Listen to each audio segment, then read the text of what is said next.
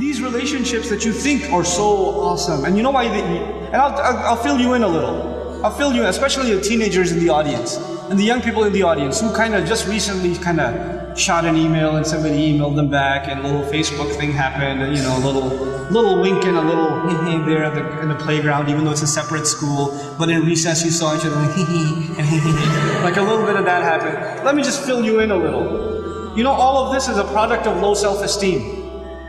You think you're ugly. So if a guy thinks you're cute, you're like, really? I'm beautiful?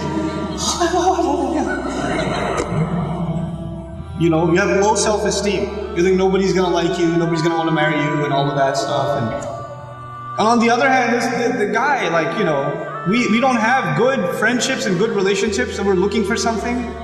And most of the guys, I don't have to tell you what's going on in your head. You and I have ijma' on this issue. The things that go on in our head. There's no reason for me to explain all of that to you, But just because you have raging hormones and you're like daydreaming about girls and things like that, it doesn't mean that you're in love. It just means that you haven't controlled your temptations yet. And you're ruining somebody's life. You're ruining an entire family. You realize what you're doing? And you call it love? You tell me if she was like 50 pounds fatter, you still be in love? Because she's the same person, same ruh inside her jasad, right? If she was a burn victim or something, if her hand burnt off, or her ear was missing, you still be in love? Or you'd find somebody else to love all of a sudden? And if you can't answer that question honestly, then come on, you're not in love, you're just hormonal. That's all you are, This is what we've done to relationships that are supposed to be beautiful. Marriage is supposed to be a beautiful relationship. It's supposed to be a lifelong relationship. But because you're watching all of these models on TV and stupid women that are just throwing themselves at men and all this stuff, and you've developed this delusional concept of what it means to have love in your life. Delusional concept.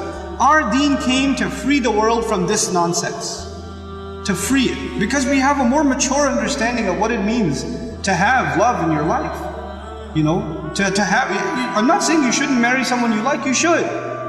You should be attracted to your future spouse. All of those things are fine. But there's a decency that you have to exhibit before then. And if you're okay with talking to a girl like that, you should be okay with somebody talking to your sister. You're okay with that too? Not if you have any ounce of decency left inside you. If you do, then this is how we have to end these things.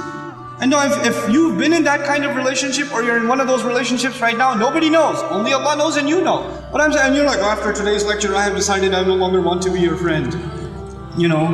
Don't even write that, because even then you're looking for a response. You're kidding yourself.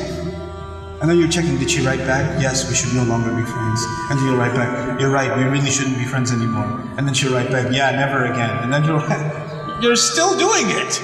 Just stop, just cut it off. Just cut it off. It's not good for you. It's okay to be attracted to a girl. Allah put that in you. You're not evil for finding a girl beautiful. It's not haram for you to feel that way. You have to control it though. You have to control yourself. Our deen teaches us self-control. And if you cannot exhibit self-control in one aspect of your life, you'll lose self-control in other aspects of your life. Same thing for you. Same thing for you. Control yourself. Control your giggle. Control your overly friendly demeanor in certain situations. Don't be oblivious to. Don't say we're just friends, or he's like a brother to me. If he ain't your brother, he ain't your brother. That's it. That's it.